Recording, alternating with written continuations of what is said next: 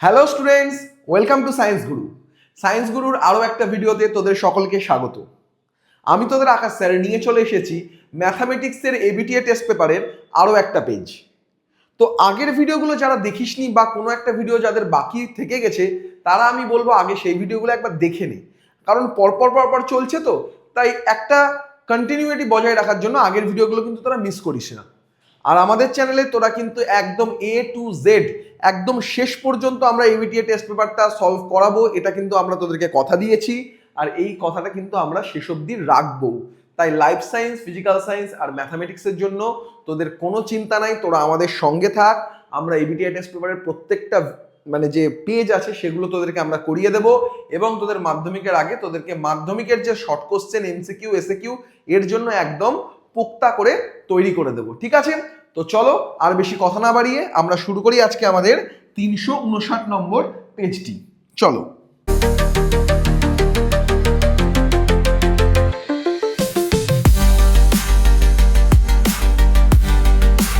চলে আসি প্রথম প্রশ্নে।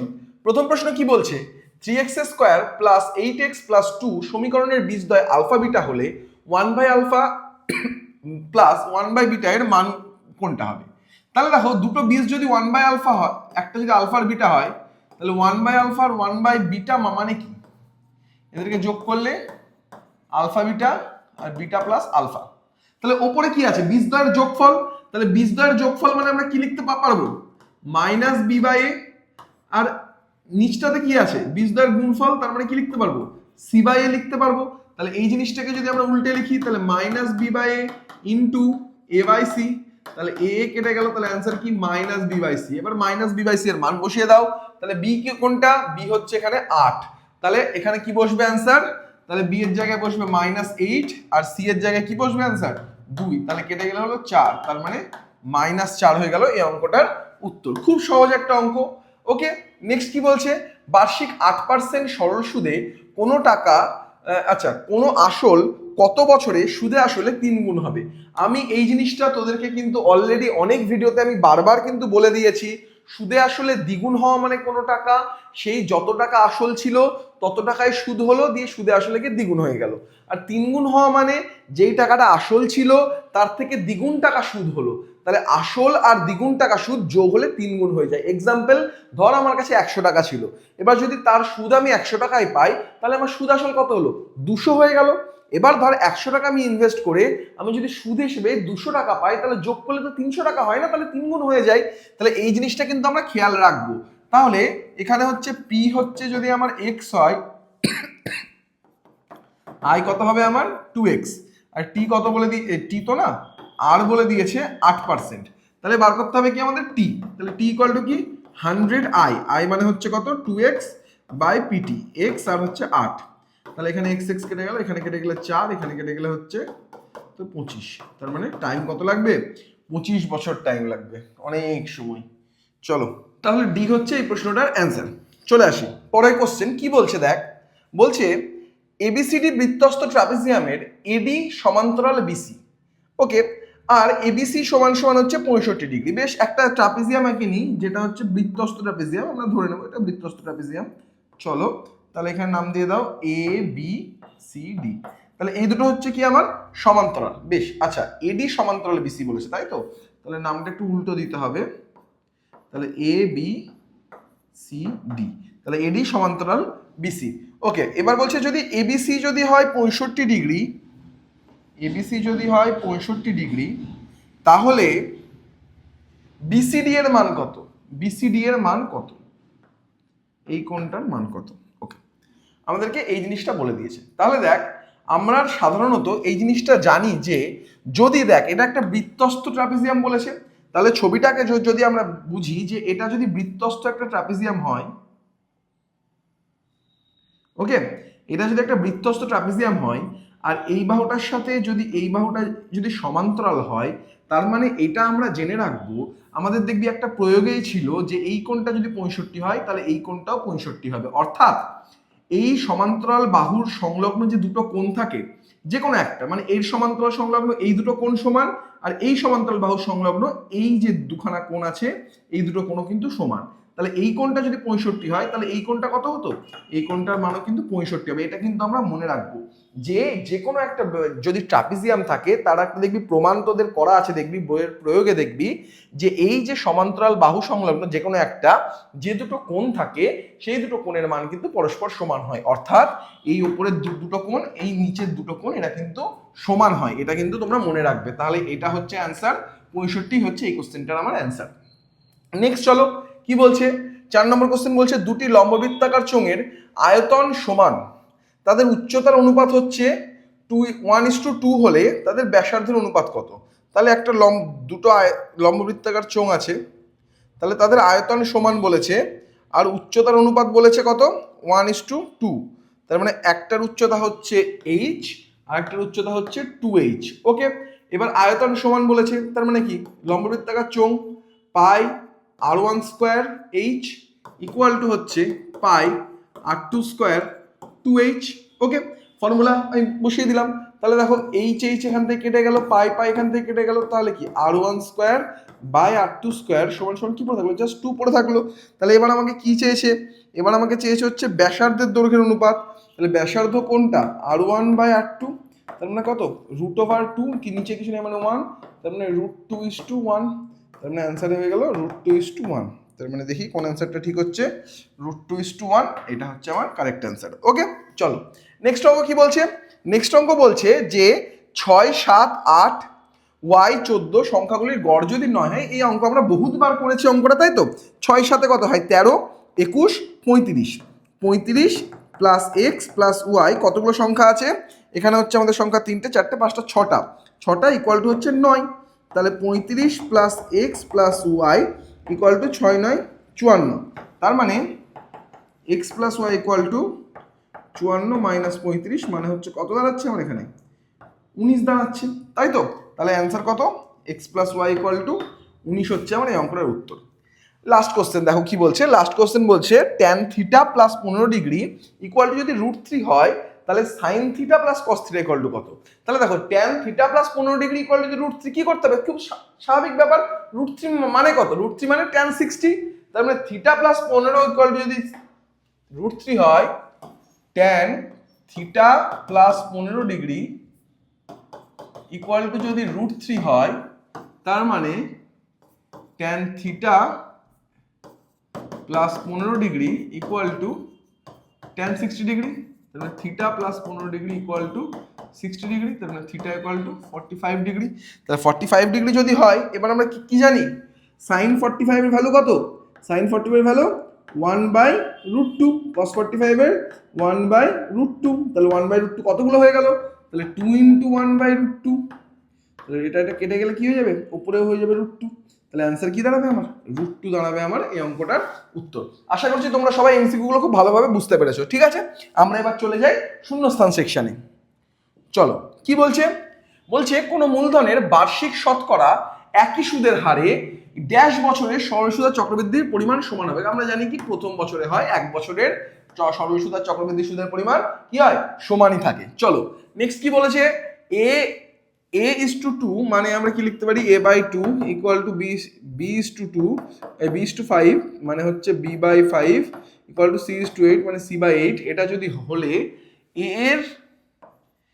এর 50% মানে a 50/100 ইকুয়াল টু b এর 20%, b 20/100 ইকুয়াল টু c এর কত পার্সেন্ট, মানে আমি ধরে নিই এটা c এর x/100, c এর পার্সেন্টেজটা হচ্ছে আমার এখানে x। ঠিক আছে, এবার যদি আমাকে এটাকে ম্যাচ করতে হয় তাহলে দেখ খুব স্বাভাবিকভাবে দেখ এটাকে যদি তোরা কাটাকুটি করিস তাহলে কত চলে আসলো, এটা 2 চলে আসলো। এবার দেখ এইটাকে যদি তোরা কাটাকুটি করিস তাহলে দেখ 5 চলে আসলো। এবার একটু ভালো করে বোঝ, এখানে দেখ এইটা a/2 আছে, এদিকেও দেখ আলটিমেটলি কিন্তু a/2 এসছে, এখানে দেখ b/5 আছে, এখানেও দেখ আলটিমেটলি কত এসছে b/5 এসছে। এবার এখানে c এর সাথে কি কাটলে তলে 8 আসবে। এবার 8 আনার জন্য এটাকে আমরা কি করতে পারি দেখ, তাহলে x এর মানটা আমি জানি না, তাই তো। তার মানে এই দুটো ইকুয়াল টু তার মানে সমান। তার মানে যদি আমরা কম্পেয়ার করি দেখ cx/100 ইকুয়াল টু যদি c/8 করি, cc কেটে দে, তাহলে x এর মান কত 100/8, তাহলে কত হচ্ছে দেখ 50/2, এই 50/2 কেন বলছি 25/2, তার মানে এখানে দাঁড়াচ্ছে হচ্ছে তার মানে 25/2%, তাহলে এই এক্স এর জায়গায় বসা কি উচিত 25/2%, তার মানে আলটিমেটলি দেখবি এটাই আসবে। এবার 25/2 কে যদি আমরা এখানে লিখতে যাই তাহলে আমরা কি লিখবো 12.5%। ওকে, অ্যান্সারটা হচ্ছে 12.5%। এটা কিন্তু আমরা দুটো যদি আমরা দুই দিকটা যদি সমানভাবে কম্পেয়ার করি তাহলে কিন্তু আমরা অঙ্কটা খুব ক্লিয়ার ভাবে করতে পারবো। আর যদি অঙ্কটাকে কে ধরে মান বসিয়ে করতে যাস কিন্তু অনেক বড় হয়ে যাবে। আমার পরীক্ষায় মাথায় রাখতে হবে আমাদেরকে সবসময় পরীক্ষায় নম্বর কত আছে, কোশ্চেনের ওপর নম্বর কত আছে, সেই অনুযায়ী আমি অঙ্কটাকে করব। আমার তো হয়ে গেল না, আমি কেন খাটবো শুধু শুধু, আমার একটা শূন্যস্থান আছে। হ্যাঁ, এবার যদি আমার বড় কোশ্চেন থাকতো আমি ধরতাম কে, তার মান বসাতাম, এসব আমি করতাম, ঠিক আছে, কিন্তু এক্ষেত্রে মনে হয় না আমাদের সেটা করার প্রয়োজন আছে। ঠিক আছে, চলো। সদৃশ্যকোণী ত্রিভুজের অনুরূপ বাহুগুলি কি হয়, সবাই আমরা জানি সমানুপাতি হয়, তাই তো, সমানুপাতিক বা সমানুপাতিক। চলো next, cos square theta minus sin square theta equal to 1/x হলে cos টু দি পাওয়ার, আচ্ছা cos টু দি পাওয়ার 4 আর sin টু দি পাওয়ার 4, এটাকে ভাঙলে কি হয় cos square theta minus sin square theta, এর সাথে কি গুণ হয়ে যাবে cos square theta plus sin square theta. এবার এই জিনিসটার ভ্যালুই তোমাকে দেখো বলে দিয়েছি 1/x, তাহলে এই জিনিসটার ভ্যালু আমি জানি 1, তাহলে এই জিনিসটার ভ্যালু হবে 1/x। এটা আশা করছি বারবার করে দেওয়ার প্রয়োজন নেই, এটা কিন্তু জলভাত অঙ্ক, কারণ এর সাথে sin cos square theta plus sin square theta গুণ করলেই এইটা চলে আসে cos টু দি পাওয়ার 4 আর sin to the power 4 minus. Okay, তাহলে এইটা আমার দিয়ে দিয়েছে এইটা, আর বাকি এর সাথে যা গুণ করবো সেটা হচ্ছে 1, তাহলে সেই 1/x এর অ্যান্সার আসবে আমার।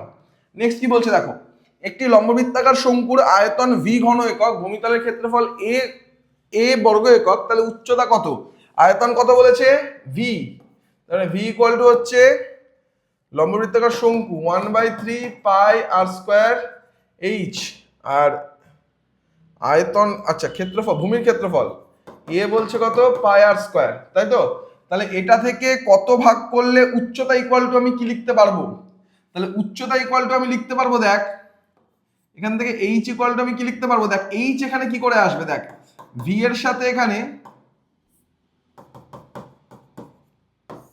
এটাকে যদি আমি ভাগ করে দিই তাহলে দেখ এই দুটো জিনিস আর এই দুটো জিনিস তো কেটে যাবে, কাটবে না কে, এই 1/3টা কাটবে না, তাহলে 1/3 কে সরানোর জন্য এখানে একটা 3 লাগিয়ে দেবো, তাহলে উপরে আমি পুরোটাকে কি লিখেছিলাম v লিখেছিলাম, তার সাথে 3 অ্যাড করছি, তার মানে এটা কি 3v, আর তলে কি ছিল a ছিল, এটা a ছিল, দেখ তার মানে এটা ইকুয়াল টু কিন্তু 3v/a। এটাও কিন্তু আমরা একটু শর্টে করলাম, ঠিক আছে। এই অঙ্কগুলো আগে কিন্তু আমরা অলরেডি গতানুগতিক প্রসেসে করেছি, যত আমরা এগোবো তাহলে বারবার করার ফায়দাটা কি, ফায়দাটা এটাই যে আমরা ধীরে ধীরে আরো শার্প হবো। আমি প্রথম দিনই তোদেরকে এভাবে শার্প ভাবে একটু করিয়ে দিতাম, তাহলে অঙ্কগুলো হয়তো তোদের মনে হতো যে মাথার উপর দিয়ে চলে যাচ্ছে, কিন্তু এখন তো তোরা অলরেডি 10টা 12টা পেজ করে এসছিস, এখন তো তোদের এই জিনিসটা অ্যাডাপ্ট কিন্তু করতে হবে, তোদেরকে কিন্তু একটু টাইম বাঁচিয়ে অঙ্কগুলো কিন্তু আমাদেরকে করতে হবে। ওকে, চলো 15 16 17 16, আচ্ছা সংখ্যাগুরু মান যদি 15 হয়, এক্স এর মান কত, এক্স এর মান দেখবি 15ই হবে, কারণ যদি এটা না হয় তাহলে এক্স এর মানটা অ্যাকচুয়ালি যদি কম হয় তাহলে কম তো যে যা ইচ্ছা হতে পারে, কোনোদিন দেখবি এটা হয় না, এক্স এর মান দেখ এখানেও দেখ 15ই হবে। দেখ 16 কতবার আছে,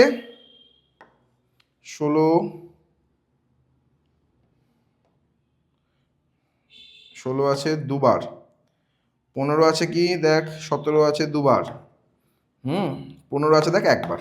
15কে যদি সংখ্যাগুলোতে আসতে হয় এদের সাথে যদি কম্পেয়ার করতে হয়, মানে 2 যদি করতে হয় তাহলে 15কে কি করতে হবে, এক্স এর মান 15 কিন্তু হতেই হবে। ওকে, চলো নেক্সট কি বলছে, এক্স ইকুয়াল টু 2√3 হলে এক্স প্লাস 1/x এর মান 2√3 হবে, 2+√3 হলে, আচ্ছা এক্স এর মান যদি হয় 2+√3 তাহলে 1/x এর মান হবে 2+√3/1, তাহলে এটাকে হরের কোঅর্ডিনেশন করো, 2 - √3, সেই 2 - √3 আসবে, দেখ তাহলে 2 - √3 বা এখানে কিছু 4 - 3 যাবে, তাহলে 1 হয়ে গেল। তার মানে দেখো x + 1/x ইকুয়াল টু হচ্ছে 2+√3 + 2 - √3 মানে 4। অ্যান্সার কি আছে এখানে বলা আছে এইটা, তাহলে এই জিনিসটা আমার কি দাঁড়ালো, এই জিনিসটা আমার দাঁড়ালো মিথ্যা। ওকে, নেক্সট cos 0 থেকে 3 থেকে একদম 90 অবধি মান 1, কোনোদিনই না, কারণ cos 90 এর ভ্যালু এমনিতেই 0, তার মানে এই জিনিসটা হয়ে যাচ্ছে আমার কি মিথ্যা। নেক্সট 3 নম্বর, 7 সেমি ও 3 সেমি ব্যাসার্ধ বিশিষ্ট দুটি বৃত্ত বহিঃস্পর্শ করলে তাদের কেন্দ্রদ্বয়ের দূরত্ব হবে 10 সেমি। দেখো 7 সেমি আর 3 সেমি, এটা 7, এটা 3, কিন্তু তো কত হচ্ছে 10ই তো হচ্ছে রে বাবু। তাহলে এটা কি, এটা কিন্তু সত্য বলেছে। ওকে, তাহলে এই জিনিসটা বলেছে আমার সত্য। নেক্সট কি বলছে, একটি ব্যবসায় রাজু ও আসিফের মূলধন হচ্ছে 5:4। রাজুর মোট লাভ, আচ্ছা রাজু মোট লাভের 80 টাকা পেলে, কি বলেছে, রাজু মোট লাভের 80 টাকা পেলে আসিফ পায় 100 টাকা। আচ্ছা ঠিক আছে, রাজু আর আসিফের কত, 5 আর 4। এবার রাজু বলছে 80 টাকা পেলো আর আসিফ পেলো 100 টাকা। রাজুর অনুপাতে রাজুর টার্মটা তো বেশি ছিল, রাজু কি করে কম পাবে, আসিফ কি করে বেশি পাবে? এটা তো সম্ভব না, এটা তাহলে মিথ্যা। এটা করে দেখারই প্রয়োজন নেই, আমরা আবার অনুপাত করে কেন দেখবো, আমরা ডাইরেক্ট দেখছি।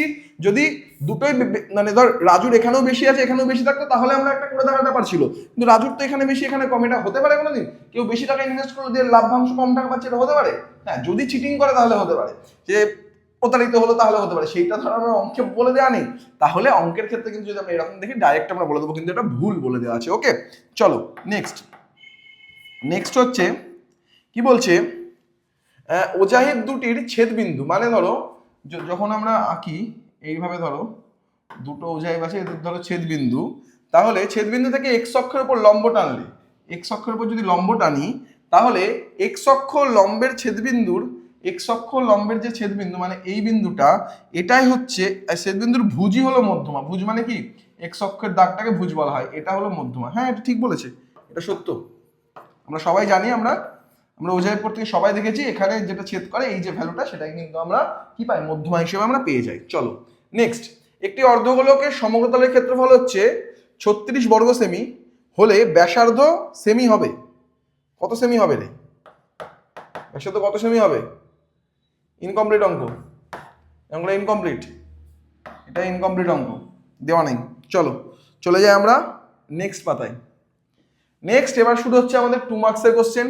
2 মার্কসের কোশ্চেনের ক্ষেত্রে প্রথম কোশ্চেন দেখো কি বলছে একটি অংশীদারি ব্যবসায় 3 জনের মূলধন অনুপাত 2:3:5 এবং প্রথম ব্যক্তির লাভ তৃতীয় ব্যক্তির লাভের চেয়ে 90 টাকা কম হলে ব্যবসায় মোট লাভ কত হয়েছিল। এই অঙ্ক আমরা অনেকবার করেছি, আমি কিন্তু এখন তোদের লিখে করাবো না যে তোরা এখান থেকে দেখে জাস্ট টুকে নিলি, এমনটা কিন্তু নয়, অনেকবার করানো হয়েছে। এবার শুধু আমি জাস্ট এগুলো আলোচনা করব, তোদেরকে কিন্তু ধীরে ধীরে করতে হবে।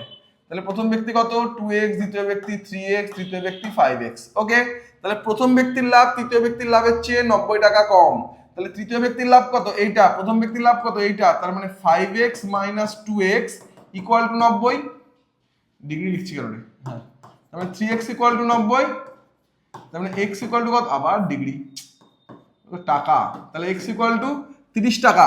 তাহলে ব্যবসায় মোট লাভ কত হয়েছিল, তাহলে ব্যবসায় মোট লাভ কত হয়েছিল, তাহলে মোট যদি এখানে আমরা যোগ করি তাহলে মোট কত হচ্ছে 10x, তাহলে 10x হচ্ছে আমার মোট লাভ, তাহলে মোট লাভ হচ্ছে 10 × 30, মানে হচ্ছে মোট লাভ হয়েছিল আমার 300 টাকা। ওকে, এটা কিন্তু তোমাদেরকে সুন্দর করে লিখে করতে হবে। ধরি প্রথম ব্যক্তির লাভ হচ্ছে 2x টাকা, 3x টাকা, 5x টাকা, অতএব প্রশ্নানুসারে এইটা, অতএব x এর মানে এটা, অতএব মোট লাভ সমান হচ্ছে 2x + 3x + 5x = 10x, অতএব 10x = 10 × 30 = 300 টাকা। ওকে, এটা কিন্তু তোমরা পুরোটা লিখবে। যারা ভিডিও দেখছিস তাদের অঙ্ক করতে কোনো অসুবিধা হবে না। হ্যাঁ, যারা ভাবছিস ভিডিওটা স্কিপ করে দেখে টুকে দেবো অঙ্কটা, তাদের ক্ষেত্রে কিন্তু এভাবে করলে কিন্তু প্রবলেম হয়ে পড়বি তোরা। যাই হোক, দেখ বার্ষিক 5%, বার্ষিক 5%, আচ্ছা একটা 5 মানে হবে না। হ্যাঁ, বার্ষিক 5% চক্রবৃদ্ধি সুদের হারে কিছু টাকার 2 বছরের চক্রবৃদ্ধি সুদ হচ্ছে 615 টাকা। তাহলে আসল নির্ণয় করো। আচ্ছা, চক্রবৃদ্ধি শুধু সুদ বলেছে, তাহলে ফর্মুলা কি, I = P 1 + R/100 to the power n - 1। ওকে, তাহলে এইটা বলে দিয়েছে কত, 615, সুদটা বলে দিয়েছে 615। ঠিক আছে, কিছু টাকা আমি জানি না কত টাকা, তার মানে পিটা আমি জানি না, আর 1 প্লাস কত পার্সেন্ট সুদ, 5% সুদ, 1 + 5/100। ওকে, হলো। আর কি বলেছে, 2 বছরের এটা। ওকে, তার মানে এই জিনিসটা যদি আমাদের দাঁড়ায় 615 পি, এটা কেটে গেলে কত হয়, 20 হয়। এই দুটোকে যোগ করলে আলটিমেটলি দাঁড়াবে, দেখ 21/20 দাঁড়াবে। Square minus 1। ওকে, এবার একটু ভালো করে খেয়াল করো, 615 ইন্টু পি ইন্টু এটা কি 21 স্কোয়ার আর 20 স্কোয়ার মানে হচ্ছে 441/400 মাইনাস 1, তার মানে পি হচ্ছে 400, মাইনাস করলে এটা দেখবি আসবে, আমি এটা ডাইরেক্ট করছি, তো এটা বিয়োগ করে করবি 41/400। ওকে, তার মানে এখানে দাঁড়াচ্ছে হচ্ছে 615, তার মানে পি ইকুয়াল টু দাঁড়াচ্ছে হচ্ছে 615 ইন্টু 400/41। ওকে, তাহলে এখানে যদি 41 হয় তার মানে তো দাঁড়াচ্ছে হচ্ছে এখান দিয়ে কাটাকুটি কি হবে, কাটাকুটি 5, তো দেখি আমরা ভাগ করে একবার, 6 দিয়ে গেলে হচ্ছে 1 দিয়ে গেলে 41, এখানে হচ্ছে 20, 5 দিয়ে যাবে, 5 একে 5, 20, তার মানে এখানে দাঁড়াচ্ছে হচ্ছে 15 দাঁড়াচ্ছে হচ্ছে আমার অ্যান্সার, তার মানে 15 মানে হচ্ছে 60, 6000 টাকা। তার মানে প্রিন্সিপাল কত ছিল আমার, 6000 টাকা। ওকে, আমাদের অঙ্কটা কমপ্লিট। চলো, আশা করছি তোমরা বুঝতে পেরেছো, এই ফর্মুলাটা কিন্তু মুখস্থ করা কিন্তু খুব প্রয়োজন। এবার যদি তোমাদের মুখস্থ না থাকতো তাহলে তোমরা এ দিয়ে প্রথমে এ বার করতে, দিয়ে মাইনাস করে কিন্তু সুদ বার করতে হবে, সেক্ষেত্রে কিন্তু আমার অঙ্কটা একটু বড় হবে। তার থেকে ভালো আমরা যদি এই ফর্মুলাটা মনে রাখতে পারি তাহলে ভালো হয়। ঠিক আছে, আই ইকুয়াল টু কি হচ্ছে, পি ইন্টু যেটা ছিল সেটাই 1 plus r by 100, just minus 1টা হচ্ছে সেটা সেকেন্ড ব্র্যাকেটে থাকছে। ঠিক আছে, এটা কিন্তু তোমরা মনে রাখার চেষ্টা করবে। ওকে, চলো নেক্সট কি বলছে দেখ, এটা হলো X square plus B X plus 12 equal to 0। আচ্ছা, আমরা লিখি পরের পাতায়, X square plus B X plus 12 equal to 0, আর X square plus B X plus 9 equal to 0, X square plus B X plus 9 equal to 0। যদি সমীকরণের একটি বীজ সমীকরণ দ্বয়েরই একটি বীজ, মানে দুটো সমীকরণের একটি বীজ যদি 2 হয় তাহলে কিউ এর মান কত? আচ্ছা, কিউটা কোথায়, কিউ তো কোথাও দেখছি না রে।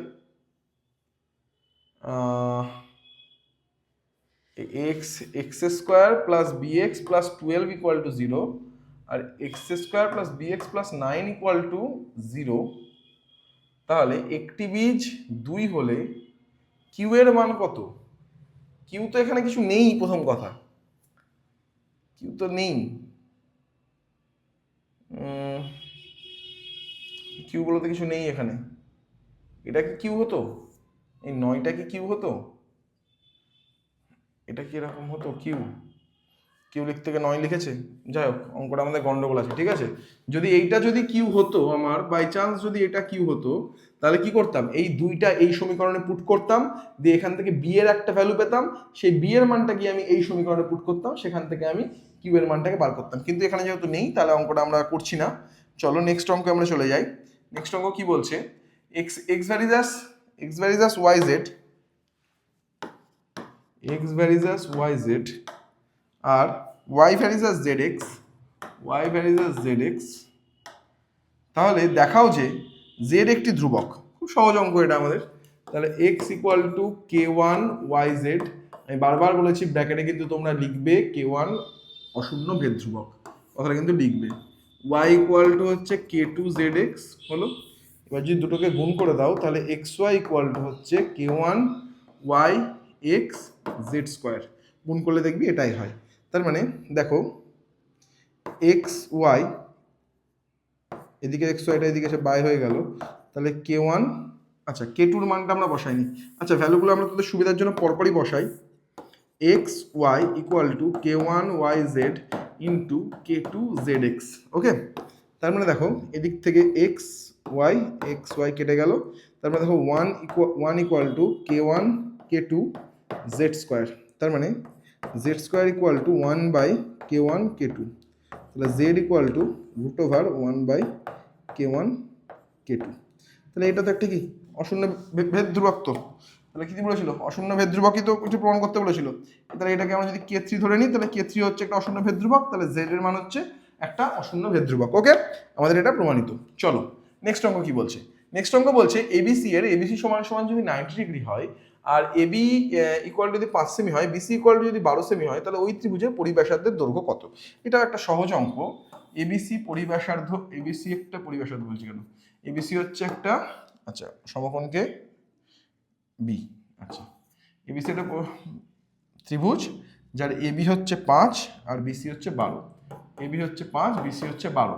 এবার দেখো খুব স্বাভাবিকভাবেই অতিভুজ স্কোয়ার সমান সমান লম্ব স্কোয়ার প্লাস ভূমি স্কোয়ার করলে আমরা কি জানি AC square equal to AB square plus BC square. আমি কিন্তু আর লেখাচ্ছি না এই অঙ্কগুলো কিন্তু বারবার কিন্তু লিখিয়ে করানো আছে, হ্যাঁ। তার মানে দেখো এটা 159 হবে, তাহলে এসির মান কত হবে √100 মানে 13, তাহলে এই জিনিসটা 13 হলো।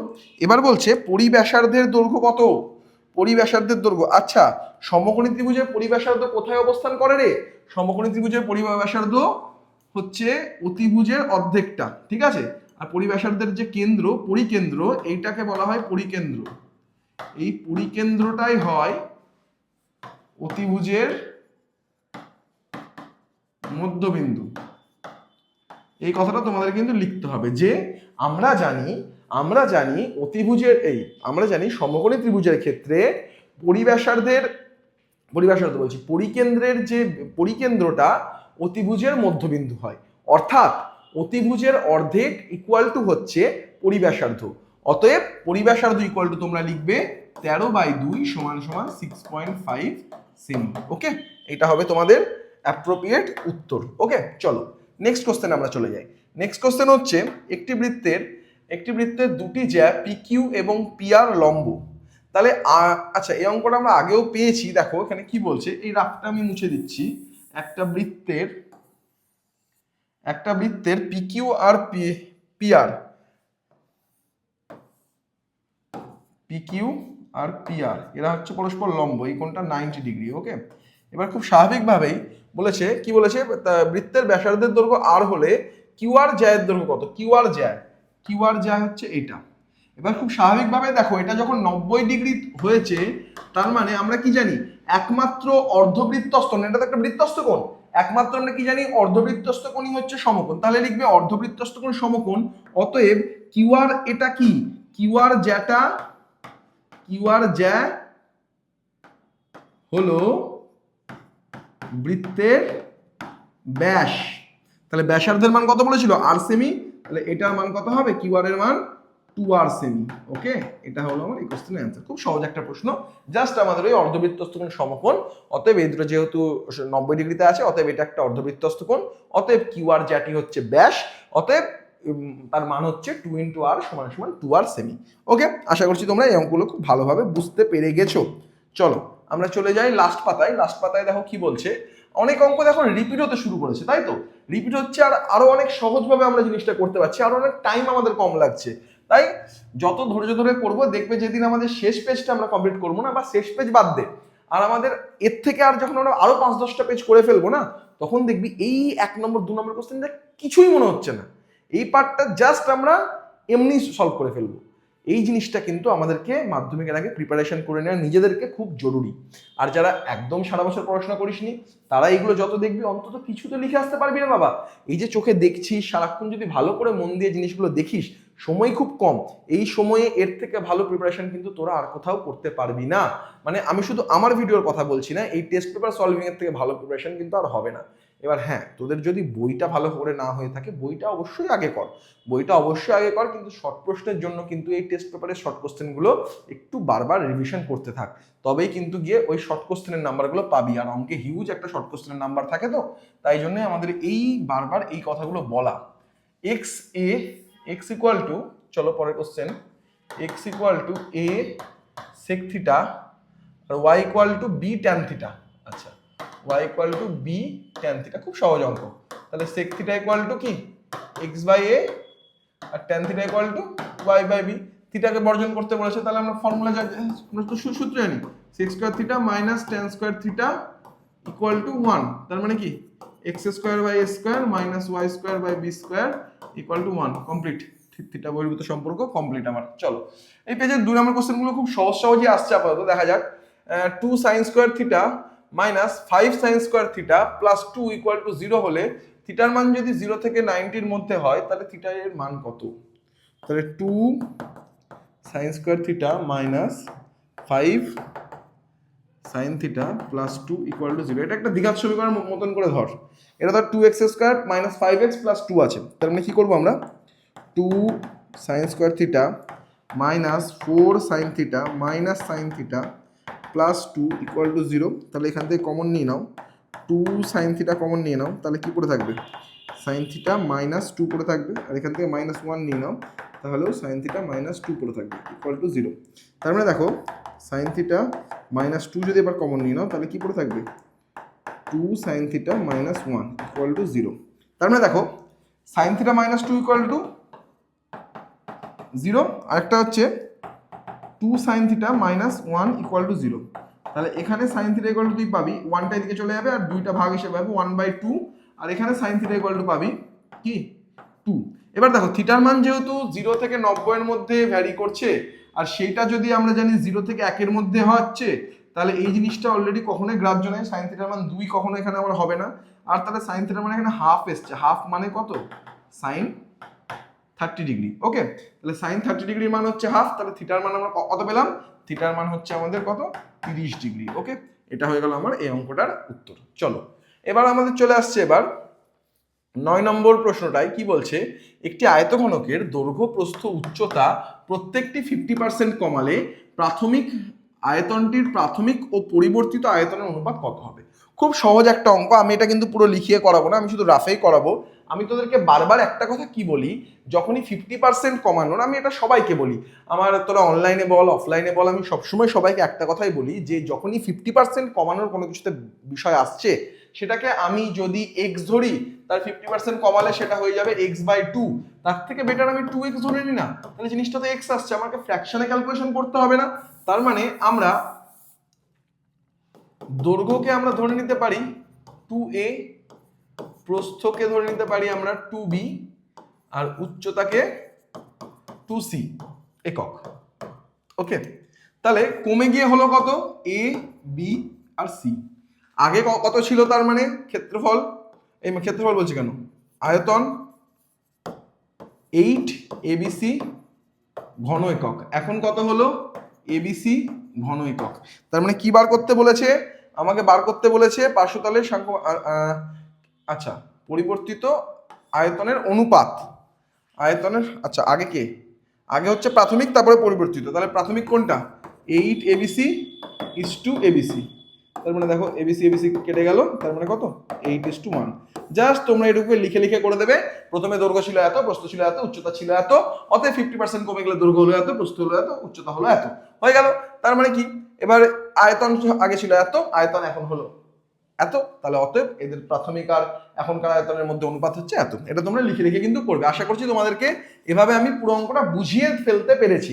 যারা যারা দেখছিস, ভিডিও স্কিপ না করে দেখছিস, তারা আশা করছি অঙ্কটা খুব ভালো করে বুঝে গিয়েছিস। চল নেক্সট অঙ্ক দেখ কি বলছে। নেক্সট অঙ্ক বলছে একটি লম্ববৃত্তাকার শঙ্কুর আয়তন ও পার্শ্বতলের ক্ষেত্রফলের সাংখ্যমান সমান। আচ্ছা এটা তো আগের অঙ্ক, এইচ আর আর, এটা আমরা করেছি, চলো করি আমরা। আয়তন আর পার্শ্বতলের ক্ষেত্রফল সমান, আয়তন মানে কি শঙ্কুর 1/3 পাই আর স্কয়ার এইচ, আর পার্শ্বতলের ক্ষেত্রফল মানে পাই আর এল, এই দুটো সমান বলে দিয়েছে। তাহলে দেখো পাই আর এখান থেকে আর, আর এখান থেকে এটা কেটে গেলে এখানে একটা আর পড়ে থাকে, তাহলে এখানে হচ্ছে 1/3 আর এইচ, আর এখানে কি হচ্ছে আমার পাই, আচ্ছা পাই তো কেটে গেছে আমার, এল এর জায়গায় শুধু আমরা কি লিখতে পারি, আমরা কি জানি l square equal to root over r square plus h square, তার মানে l equal to root over r square plus h square, তাহলে root over r square plus h square. তার মানে এদিকে দেখো দুদিকে যদি আমি এখন স্কয়ার করে দিই, তাহলে কি হচ্ছে এখানে আমার 1/9 r square h square equal to r square plus h square. তাহলে এটাকে ওদিকে নিয়ে চলে যাও, বহুবার এই অঙ্ক একই অঙ্ক হয়েছে, আমরা আশা করছি এই অঙ্কগুলো এতদিন আমাদের কাছে একদম জলভাত হয়ে যাওয়া উচিত।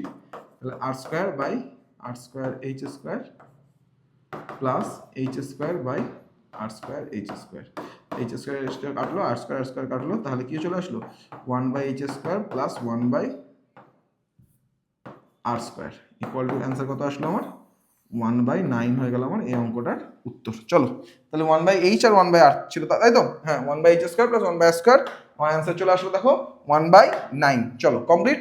নেক্সট অঙ্ক, এটাও রিপিটেড অঙ্ক একটা। আচ্ছা এই চ্যাপ্টারে অনেকগুলো প্রিন্টিং মিস্টেক আছে, দেখ এখানেও কিন্তু সিগমা সিম্বলটা কিন্তু দেয়নি। ওকে, এটা কিন্তু দেওয়া উচিত ছিল। তাহলে কি বলছে, ইউআই বলছে কত xi মাইনাস 35/10, ইউআই হচ্ছে xi মাইনাস 35/10, তাহলে এই জিনিসটা কি রে বাবা, এই জিনিসটা হচ্ছে এ কল্পিত গড়, এই জিনিসটা কি এইচ শ্রেণীদৈর্ঘ্য। তাহলে কি বলছে, তাহলে বলছে, তাহলে আচ্ছা আমরা এখানেই করে নিই, এটা এক্স বারের মান বার করতে বলছে। এক্স বার ফর্মুলা কি, a plus summation of F I u i formula লিখছি by summation of F i into h. তাহলে এ এর মান কি বললাম আগে আমি, এ এর মান বললাম আমরা 35, তাহলে এ এর মান 35 plus summation of F I UI কত 30 আর সামেশন অফ এফ আই হচ্ছে 60, তাহলে 30/60 আর এটা কত আমরা পেলাম 10, তাহলে ইন্টু 10, তার মানে এখানে হয়ে গেল 2, এটা কেটে গেলে হচ্ছে 5, তার মানে 35 প্লাস 5 মানে অ্যান্সার দাঁড়াচ্ছে হচ্ছে আমার এই অঙ্কটার এক্স বার কত দাঁড়াচ্ছে, মানে গড় কত দাঁড়াচ্ছে আমার 40 দাঁড়াচ্ছে আমার অ্যান্সার। ঠিক আছে, আশা করছি সবাই বুঝতে পেরেছো অঙ্কটা।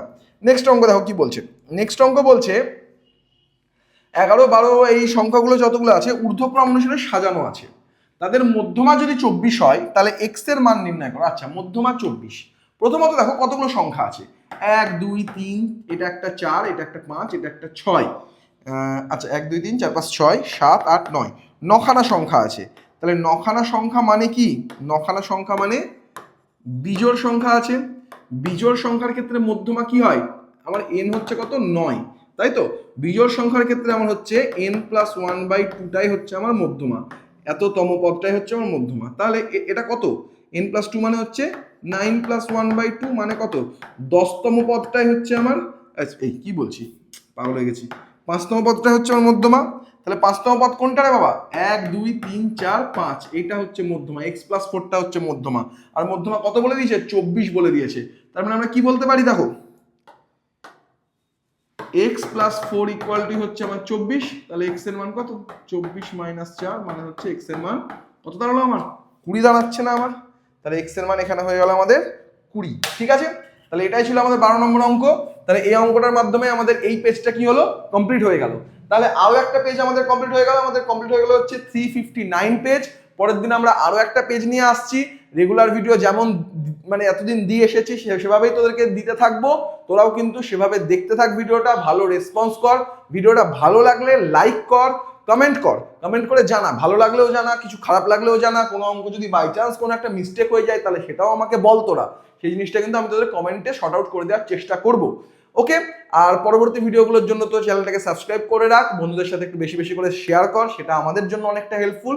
দেখা হচ্ছে তোদের সাথে পরবর্তী ভিডিওতে আরো একটা এবিটিএ টেস্ট পেপার ম্যাথামেটিক্সের সলভিং ভিডিও নিয়ে। তো চল ততক্ষণের জন্য ভালো করে পড়াশোনা কর, ফাটিয়ে অঙ্ক কর, দেখা হচ্ছে পরবর্তী ভিডিওতে।